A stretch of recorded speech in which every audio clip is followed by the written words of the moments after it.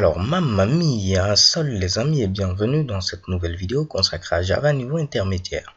Alors, dans la vidéo précédente, on avait un petit problème, c'est qu'on avait notre classe cercle qui était présente à ce niveau, qui héritait de la classe forme, mais vu qu'il n'y avait pas ici de méthode R à ce niveau-là, également pas de méthode R à ce niveau-là, on ne pouvait pas utiliser ici la fameuse méthode R.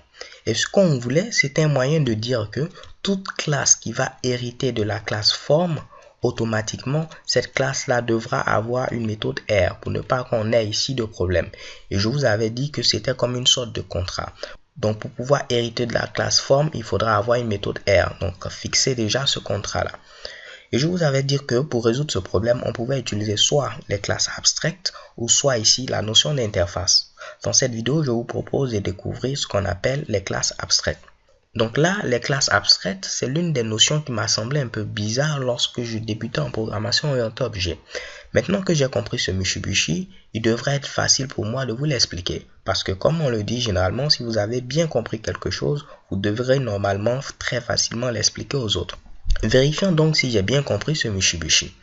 Donc là, pour l'instant, lorsque je mets ici public class form, c'est une classe comme les autres. Pas de souci à ce niveau-là. C'est comme ça qu'on déclarait ici nos classes depuis le début. Ce qui veut dire qu'au niveau de héritage test, je peux venir faire quoi? Je peux venir mettre ici tout simplement, je vais enlever tout ce Mitsubishi. Je vais mettre ici new form, oups, comme cela. Et normalement, je ne dois pas avoir d'erreur parce que j'ai créé une nouvelle instance de la classe form. J'ai mon code, je peux même l'exécuter même si rien ne va s'afficher, mais je n'ai pas d'erreur, ok? Maintenant, si je viens à ce niveau, je vais rajouter un petit abstract tout juste au début qui va permettre de dire que ma classe maintenant est une classe abstraite, ok? Donc, pour définir une classe abstraite, il faudra tout simplement mettre le mot-clé abstract tout juste au début de la déclaration de la classe. Mais vous voyez que automatiquement, dès que j'ai mis abstract, j'ai une erreur à ce niveau-là, ok? On va faire un petit jeu, je viens à ce niveau-là, j'enlève abstract, j'enregistre, plus d'erreur, je le remets, j'ai une erreur, je l'enlève, je n'ai plus d'erreur, je le remets, j'ai une erreur, ainsi de suite, ok? Donc, vous avez une erreur, pourquoi? Lorsque vous dites que votre classe est une classe abstraite, c'est une classe qu'on ne pourra pas instancier. C'est-à-dire que on ne va jamais créer une instance de cette classe-là. Donc, vous n'aurez jamais ici un objet de la classe forme. Alors, vous pouvez me dire, mais c'est bizarre ça, à quoi cela va servir? Alors bien, on va faire très simple. Je reviens à ce niveau-là.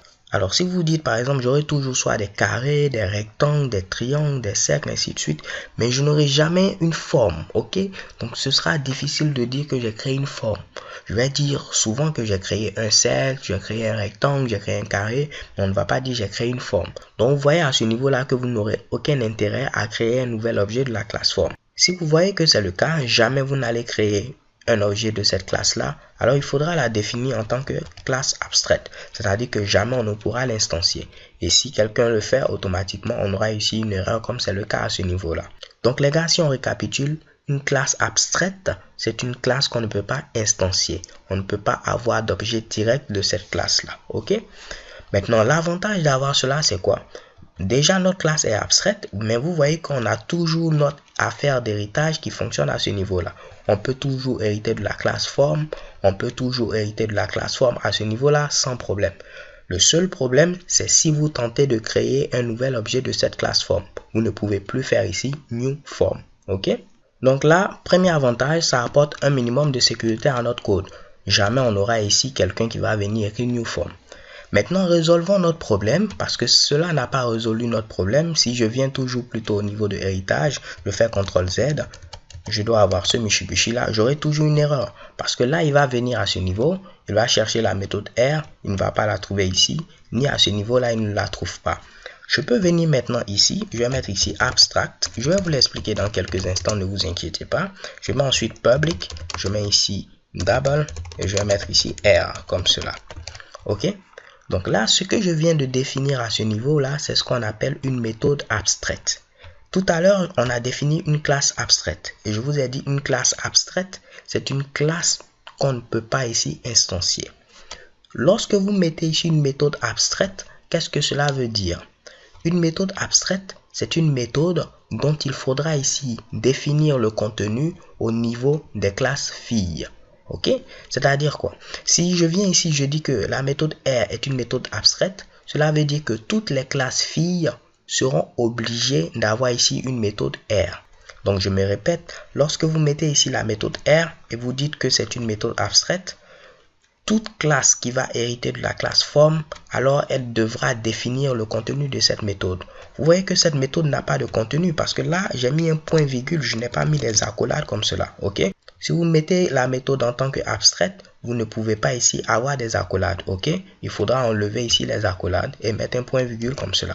Parce qu'une méthode abstraite, c'est une méthode qui ne sera pas définie au niveau du parent, mais au niveau des classes filles. Ok, donc normalement on doit avoir une autre erreur. Si je viens au niveau de cercle, si je survole ce Mitsubishi, vous voyez qu'on me dit qu'il y a des méthodes qui n'ont pas été implémentées parce que je dois forcément avoir une méthode R. Ok, vu que j'ai hérité de la classe form et j'ai dit au niveau de la classe form que la méthode R c'est une méthode abstraite, alors mon gars, tu seras obligé d'avoir cette méthode R là. Si tu ne veux pas avoir cette méthode, il ne faudrait pas hériter de la classe form. Ok, et là je serai obligé maintenant de définir ici le contenu de cette méthode là. Donc pas de souci à ce niveau. Qu'est-ce que je vais faire? J'aurai ici le rayon, donc je vais mettre ici protected, pourquoi pas. Je vais mettre ici int, je mets ici rayon, je vais fixer la valeur comme auparavant, ici ce sera 4, et pour avoir l'aire du cercle c'est tout simplement pi r carré.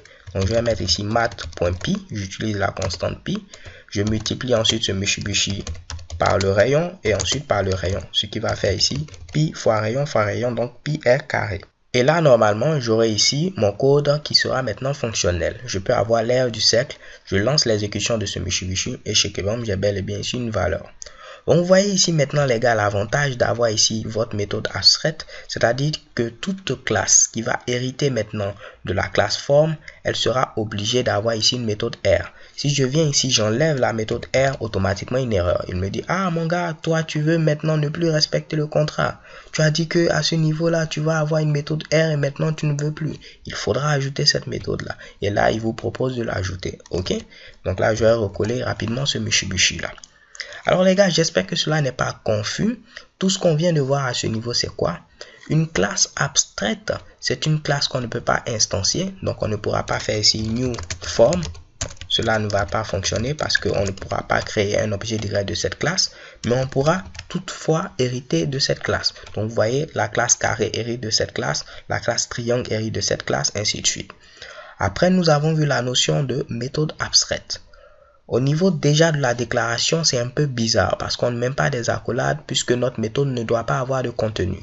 Le contenu, on doit le définir tout simplement au niveau des classes filles. Donc toute classe fille, c'est toute classe qui va hériter de notre classe form à ce niveau-là, elle devra avoir une méthode R. Et à ce niveau-là, lorsque vous voulez définir votre méthode en tant que méthode abstraite, il faudra mettre tout simplement abstract. Ok? Alors les gars, c'est tout pour cette vidéo. J'espère que cela n'a pas été compliqué. Si tel est le cas, n'hésitez pas à poster des commentaires tout juste en bas de cette vidéo, des questions. Je me ferai un plaisir de vous répondre. Vous pouvez également utiliser le forum des teachers du net. J'y serai pour répondre à vos différentes préoccupations. So thank you guys for watching. Don't forget to subscribe and have a nice day. Peace.